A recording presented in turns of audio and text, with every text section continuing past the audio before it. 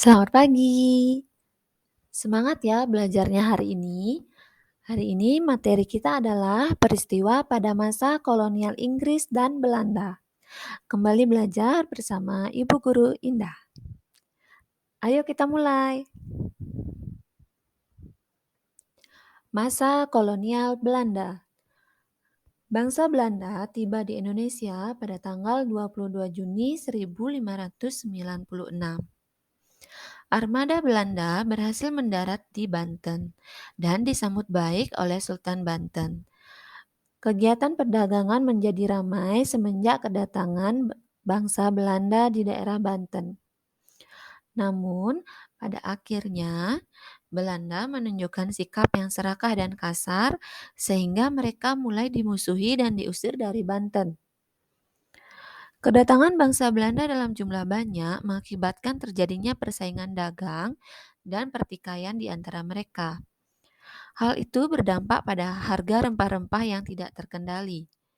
Untuk menghindari pertikaian tersebut, pada tanggal 20 Maret 1602, Belanda mendirikan Perkumpulan Dagang Hindia Timur yang kemudian dikenal dengan nama VOC.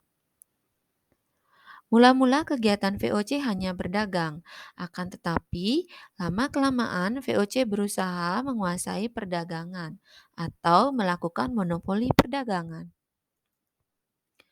Untuk mewujudkan maksud tersebut, VOC kemudian membentuk tentara sendiri, mencetak mata uang sendiri, dan mulai mengadakan perjanjian dengan raja-raja setempat.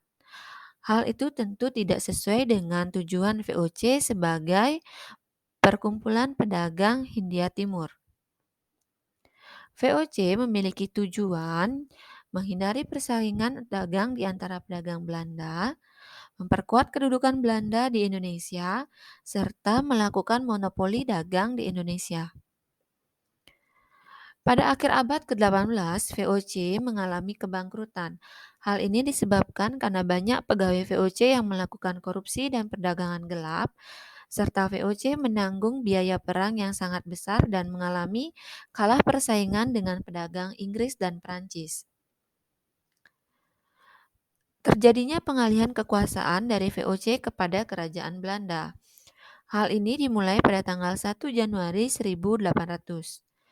Kekuasaan VOC di Indonesia digantikan secara langsung oleh pemerintah Belanda. Pemerintah Belanda di Indonesia mengatasnamakan dirinya sebagai Pemerintahan Hindia Belanda. Pada tahun 1806, Napoleon Bonaparte berhasil menaklukkan Belanda. Kemudian ia mengangkat seorang gubernur jenderal untuk menjaga wilayah Indonesia. Nama gubernur jenderal tersebut adalah Herman Willem Daendels. Willem Daendels untuk mencapai tujuannya mengambil langkah-langkah sebagai berikut. 1. Mendirikan benteng-benteng pertahanan. 2. Membangun pabrik senjata di Semarang dan Surabaya. 3. Membangun pangkalan armada laut di Anyer dan Ujung Kulon. 4. Menambah dan memperkuat pasukan yang anggotanya termasuk orang-orang Indonesia. 5. Membangun jalan raya Anyer Penarukan sepanjang 1.100 km. Nah, itu tentang masa kolonial Belanda. Berikutnya kita lanjutkan dengan masa kolonial Inggris.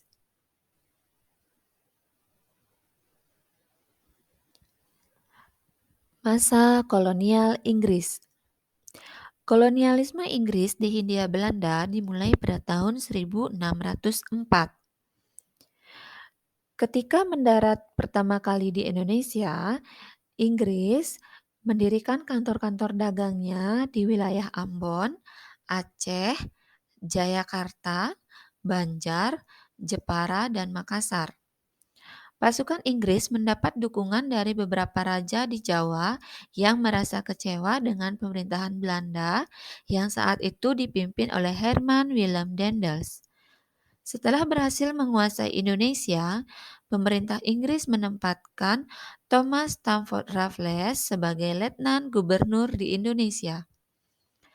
Raffles memulai tugasnya pada tanggal 19 Oktober 1811 dan memiliki kebijakan sebagai berikut. Di bidang ilmu pengetahuan, Raffles menulis buku History of Java dan merintis pembangunan kebun raya Bogor. Raffles juga mengundang ahli pengetahuan dari luar negeri untuk mengadakan berbagai penelitian ilmiah di Indonesia. Dan Raffles bersama Arnoldi berhasil menemukan bunga bangkai terbesar di dunia yang pada akhirnya diberi nama ilmiah Rafflesia arnoldi. Di bidang ekonomi, Raffles membuat kebijakan untuk menghapus kontingenten penyerahan diganti dengan sistem sewa tanah atau land rate. Semua tanah dianggap milik negara. Oleh karena itu, petani harus membayar pajak sebagai uang sewa kepada negara. Bidang pemerintahan dan sosial.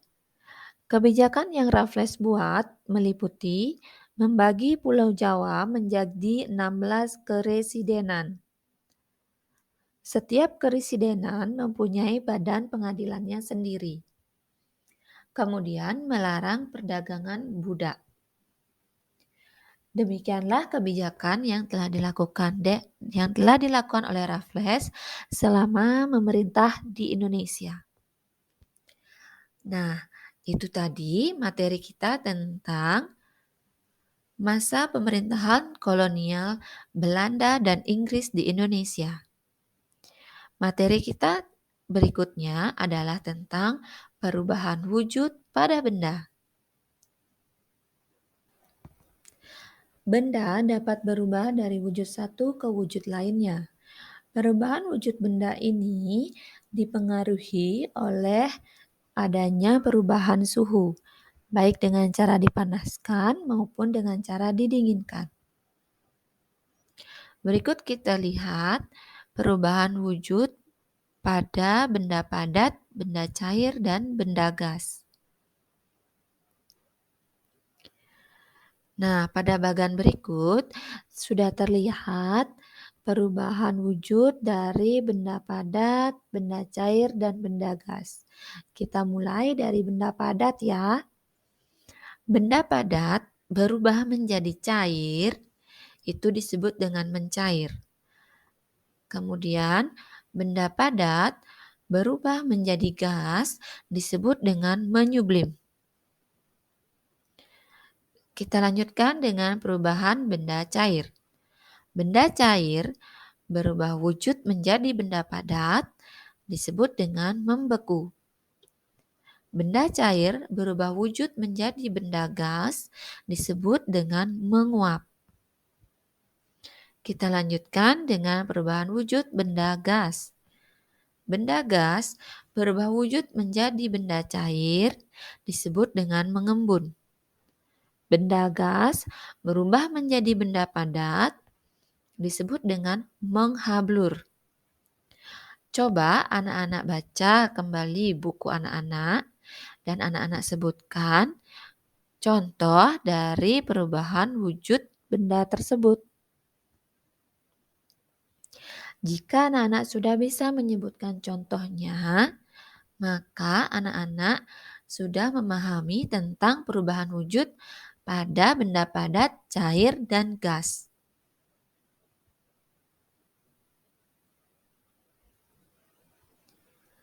Nah, kesimpulan dari pembelajaran hari ini, anak-anak telah belajar tentang peristiwa pada masa kolonial Inggris dan Belanda, serta sudah belajar tentang perubahan wujud pada benda. Coba diingat-ingat lagi apa saja materi yang sudah kita pelajari bersama hari ini. Kemudian silakan dikerjakan tugas ini ya.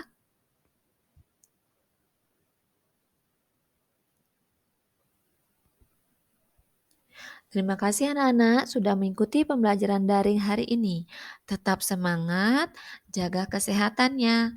Kita jumpa lagi pada pembelajaran berikutnya.